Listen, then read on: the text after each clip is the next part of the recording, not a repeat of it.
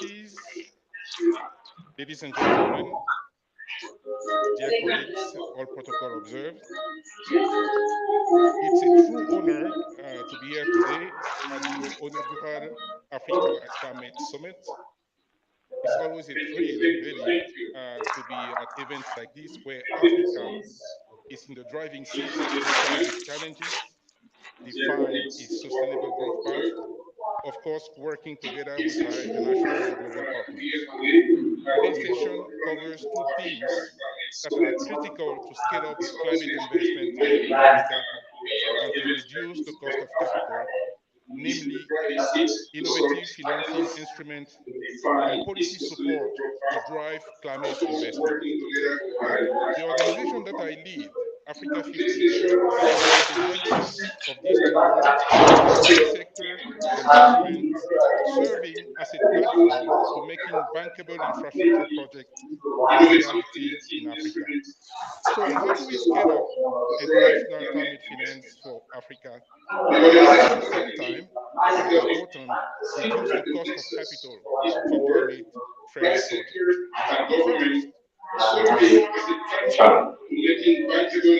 the continent continues to improve its macroeconomic environment and also regulatory context, to improve its attractiveness of the investment climate of our dear continent. The goal here should be to reach investment grade status with investment grade credit ratings from the global agencies such as Fitch, Moody's, S&P. I think if we get there, this will undoubtedly help in reducing the cost of capital and enable countries to access large pools of global capital. Now, some countries in Africa are already making very good progress in this space, but we have to acknowledge that this is a medium to long-term goal because it takes time to get to the investment grade status. In the meantime, what do? We must cater for the growing infrastructure needs and make projects more affordable to people and businesses. I see a number of levers that we can use to attract capital successfully and reduce its cost, some of which we at Africa 50, we are already working on these levers. Allow me to focus on infrastructure, which is the mandate of Africa 50, and it is also a space that requires a massive amount of investment. First, we need to increase the amount of blended finance and concessional money available to fund infrastructure projects in Africa. We must get to the point where combining private capital with blended funds will reduce in lowering the average cost of capital, especially for projects with a high upfront cost of capital. In this context, we cannot emphasize enough the critical importance of reaching the $100 billion that was pledged by to developing countries by the global north. I will argue that this target should even be increased to cater for the growing needs of the continent. Indeed, as the time passes, we see an acceleration of negative impact of climate change on Africa. So assuming that the $100 billion target is reached or even exceeded, which I hope, more effort should be focused on creating initiatives that will help channel that money effectively to climate adaptation and mitigation infrastructure projects. One of those examples is ASIA, the Alliance for Green Infrastructure in Africa, that will launch at the COP27 together with the African Union Commission, the African Development Bank, and Africa 50. The goal is to raise $500 million of blended finance to develop projects and to catalyze $10 billion of private capital in green infrastructure. So we would continue to push for ASIA because this is the kind of initiative, bold initiative that we need to do to drive international capital into Africa. Second lever, risk mitigation. I think I'd like to highlight that because, of course, there are already a number of risk mitigation instruments which are used today, delivered by MIGA, the World Bank, the African Development Bank, partial risk guarantee, etc. This instrument enable to cover some of the risk, thereby reducing the cost of capital because the investor will require lower cost of capital. But what we need to do is to use those instruments a bit more. Today, we are not using enough of this instrument, and we have to make them more user-friendly. we have to make them deployable a bit more efficiently.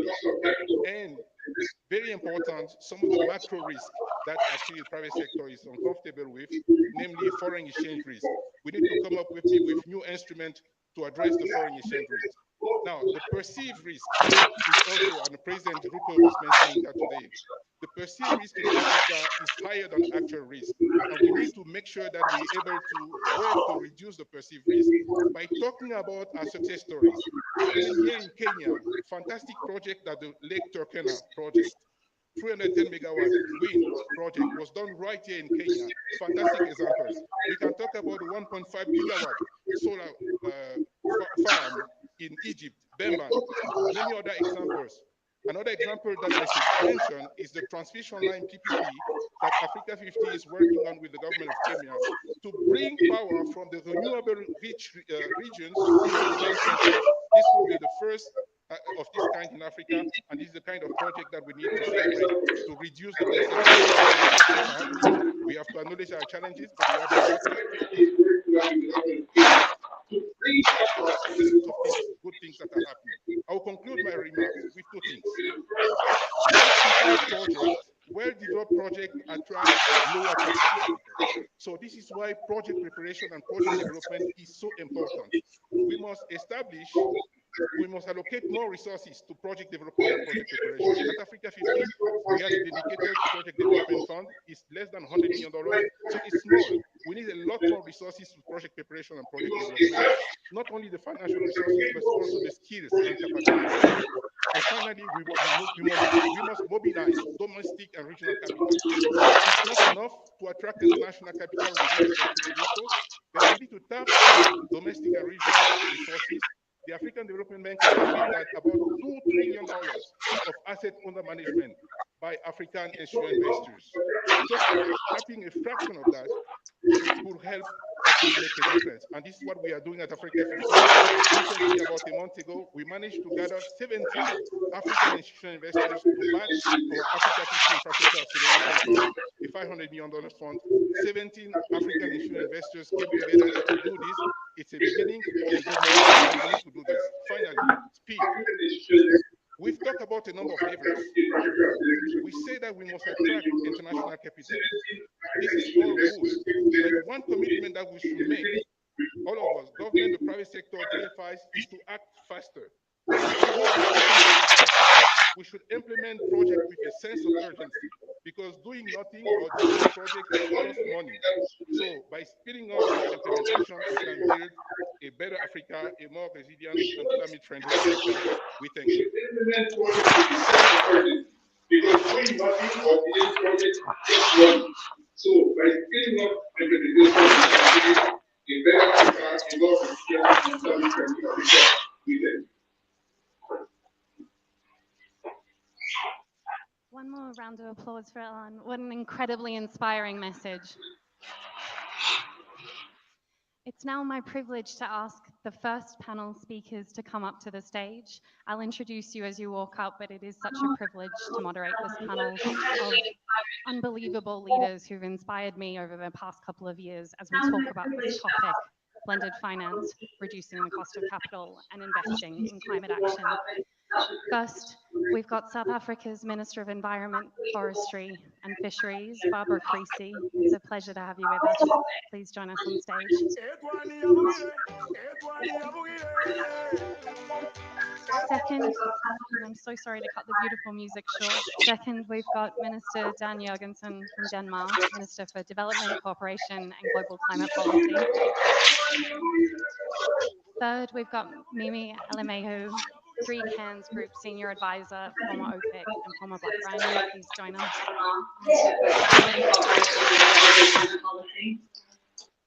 Fourth, we've got Dennis Denya, Afri-Exim Bank Executive Vice President. Please join us, Dennis. And finally, we've got Rode Brouwer, the CEO of TCX, the currency exchange. Please join us. And as our speakers are making their way to the stage, I just wanted to remind you of one thing which Alain actually said a couple of weeks ago, and I was fortunate enough to hear him, but he didn't say it today. So I thought I would share Alan said, we have an opportunity cost of delayed action. That's brilliant framing for the two panels that we have here today. The first, which is going to focus on de-risking instruments, tackling some of those cost of capital challenges, which President Ruto mentioned earlier, and figuring out how to find the solutions that unlock capital for climate. And the second of which will talk about the policy and enabling environment to unlock that investment, as Alain said, both domestic and international. But if we think about the opportunity cost of delayed action, then I'm not going to lie to this room, we have delayed. We are not winning. Africa alone needs $250 billion a year to address climate goals in the next decade. Only about 12% of that is flowing. And of that 12%, less than 15% comes from the private sector. And that is compared to over 70% in developed economies. That's not right, and that cannot stand. But we also know that countries lose between 5 and 15% of GDP. 5 and 15% of GDP due to the impacts of climate and their negative impacts on communities. So it sounds like we should be depressed. I don't want to depress you. And in fact, the fortunate thing about this incredibly inspiring panel is that we can shift into an opportunity mode and hold those that challenge of not having an opportunity but of moving faster. We are in this beautiful continent with 60% of the world's solar resources, 70% of the world's cobalt, the highest proportion of young people under 30 in the world, 5% of global lithium resources, and enough green hydrogen potential to produce 50 million tons a year and unlock $1 trillion of investment. Africa, as we know, has forests that remove more carbon than the Amazon, lands and oceans that produce food for the world. And with the majority of the talent in this room and on this panel, I'm certain we can shift to an opportunity framing. I'm certain that we can talk about the potential. I'm certain we can talk about action. And with that, it is my absolute privilege to invite Minister KICC to share some reflections. I know that you have been involved in the global stocktake, and it would be wonderful to hear what are people saying, what are they asking for when we look at where we're at and where we need to go and how we finance it. Good morning to everybody, and allow me to congratulate our hosts for the warm reception we have received and for finally bringing about Africa's first climate summit. I suppose the reason that we have to talk about the past is that it helps us to better understand where we are today. And as you've correctly pointed out, action with regard to climate finance has been delayed. We're still waiting for the 100 billion. We have had a commitment for the doubling of adaptation finance, but as yet, I'm sometimes tempted to say nothing is still nothing. So what's the problem on the table? The problem on the table is we have this enormous opportunity, but the African continent is unable to realize the opportunity because the major finance we need is in the adaptation area, and specifically in the area of infrastructure.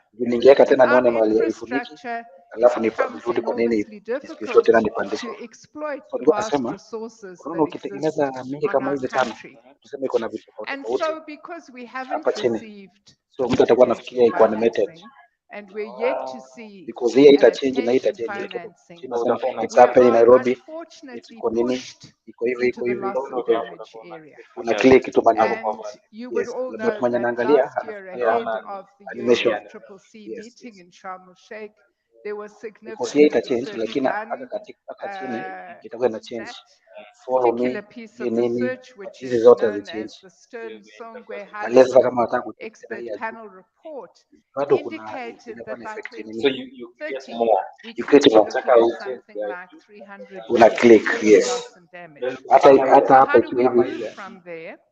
Well, of course, the first issue is that we need to see significant and new grant financing, because it's only through this grant financing that we will begin to unlock private financing that could exist for investment.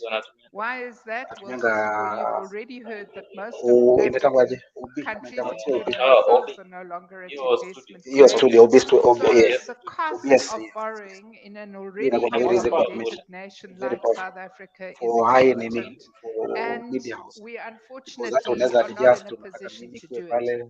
So what it means is that we need a new suite of financial instruments, instruments that would first of all allow us to deal with debt, the debt burden in our societies, and secondly, instruments that would allow us to start to scale up the investments that you've talked about. What's the problem there? The fundamental problem is who is going to finance the first loss. If we're going to start to invest in technologies that as yet have not been realized, like green farming, like green hydrogen, where is the financing for first loss going to come from? We do have, as we heard from President Ruto, enormous potential in terms of our financing, but natural capital accounting is still a new science, and payment for ecosystem services is still something that is not globally accepted as a revenue source. So these are possible new areas of finance. And I suppose today what we've got to discuss is whether we have the appetite of the MDBs, whether we have the appetite to address the real important situation that Africa is in, and how through really addressing that situation, we can start to attend to the important opportunities that exist. Thank you very much. Minister, thank you so much, and for your leadership constantly of calling out Unasikia fit sasa, for hiyo ndio purpose sasa climate si ndio finance, tunasema especially ilikataa around the debt kama agenda. sio free. Just before I move to Minister Jurgensen, are you hopeful that there is that ambition for reform? Well, we all live in Tuli upgrade. It's what keeps us going, isn't it? Minister Jurgensen, are you hopeful? You obviously have a huge responsibility sitting here as the donor voice, and an interesting lesson from Denmark about Unaona sasa transition. sisi tunatumia hizi mavitu zetu, unaona inatuma. I am hopeful, but I'm So primarily long hopeful as you don't have to pay. because I've decided to be so. You have to pay. Because if we look at the actual numbers and we look Hebu at the nikuulize, speed of which YOLO, things are moving forward, it's not free to nini continuously. unfortunately, there's a lot of You have to keep things subscribing. that needs to be improved, and it's going too slow. So why am I choosing to be hopeful? Well, I think if decision makers don't choose to be hopeful, don't choose to have visions, then there's no way of us reaching these targets. I like to use the example also that if we look at the civil rights movement in the United States of America, Martin Luther King, he did not start his revolution by giving a speech called "I Have a Nightmare." Yes. Right? Yeah. Similarly, we need to focus on the positive aspects. Now, having said that, I will start with a somewhat bleak analysis. Looking at what's been possible to mobilize in finance the last decade, we are so far from where we need to be. Going back to 2009 at COP15 in Copenhagen, my own country, it was decided that 2020 to 2025, we needed to mobilize 100 billion for climate financing. Now, hopefully, we will reach that target this year, but that's 3 years too late. And fact of the matter is that even if we manage that, we're talking 100 billion. Lakini sio wako na We support. know for a fact that we need trillions. For Africa alone, we need probably Hiyo around is 250 billion a year. So we need to do something fundamentally different. Most obvious point that Barbara also made was that we need more public grants from developed countries. I mean, the United Nations recommends 0.7% in development Unaona vile aid sasa per tumekuwa billion. consistent hivyo eh. In my Kutoka own hapo country, sasa Denmark, ni has been kuanza allocating that for teaser. more than 40 Unakuwa years na now. kitu So we alafu would unaweka kwa nini yako. definitely Unaweka also kidogo urge na other unaweka countries ka kitu to kidogo. follow that. Alafu ambia But we also need to look at how link. that money is then Itawaboa spent. vitabu lakini every time And I think watani. there's big potential Hautaweka for continuously ati spending has the money everything on wisely. your wall. First of all, we need to Kuna recognize kitu that unakuwa nayo development, premium unaambia unapata link. the fight Every against time ukienda poverty, hata saa zingine fight unaambia against unalipa post hunger, unaambia fight ili for kujengana. education, fight for So economic growth. yeah, All please of these subscribe. things are today Yeah, please subscribe. interlinked with the climate But agenda. nini utapata kuna watu wameingia tu na So subscribe. this means Sasa that we also need wengi wao wanaingiaga to align wanakuongezea our numbers ya spending of subscribers development wengine. aid with this. Our So view that's my unless first point. My second advantage point is here subscribe. is Wakikaa tu hivi itakuwa inaonyesha money and public grants are also very well used as a de-risker of investment. So as the president alluded to earlier in his excellent speech, it is actually a paradox that there's a lot of money out there, billions and billions from institutional investors wanting to be invested in green purposes. hiyo So alafu bado why doesn't it kuna happen? views. Well, one of the reasons is that the risks are often too big. So maybe if we spend our public money de-risking the investments of the private sector, that can open up for a big influx of needed capital. Itaendelea I with do the time have eh. some good news for you Unajua today, if trick that's ni okay, ikuwe active eh. because we have just Nianze in kuionyeshana watu Denmark put wakisearch forward wana the government our wakisearch kama proposal ni for next year's inawaletea video. fiscal law, so our budget for the next year. And in that we have put forward a suggestion, a proposal to double our funding of the Global Green Climate Fund. We think that that's an extremely important one. Thank you. The GCF is doing a great job, both with regards to adaptation and mitigation, and we would urge others to follow that example. Thank you so much. Thank you, Minister, and congratulations. Ili upate nini?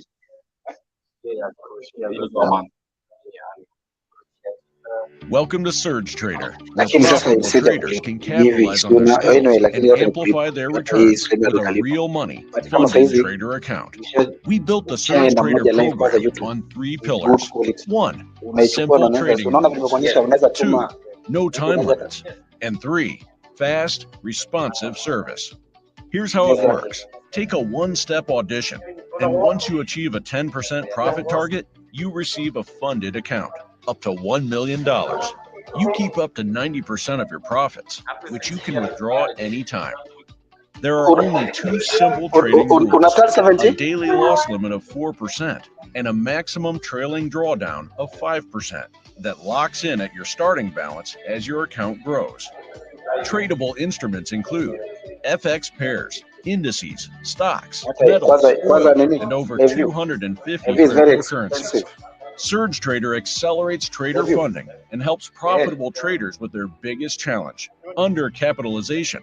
Our approach is long-term. We profit when you profit. When you win, we all win. Get started today at surgetrader.com.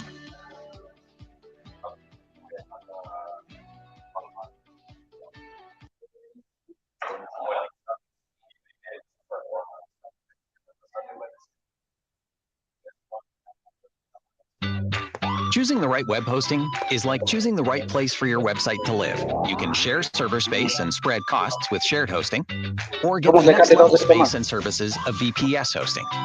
Or choose EasyWP, our fully managed WordPress package where everything is done for you. You can even have your very own dedicated server. And choosing Namecheap means choosing all this too. Plus amazing prices on every type of web hosting home. Namecheap. Make more online for less. No, inafika mahali kama utaanza kutekeleza kama hizo nisikia 5M per month na nani yakina Mutembei.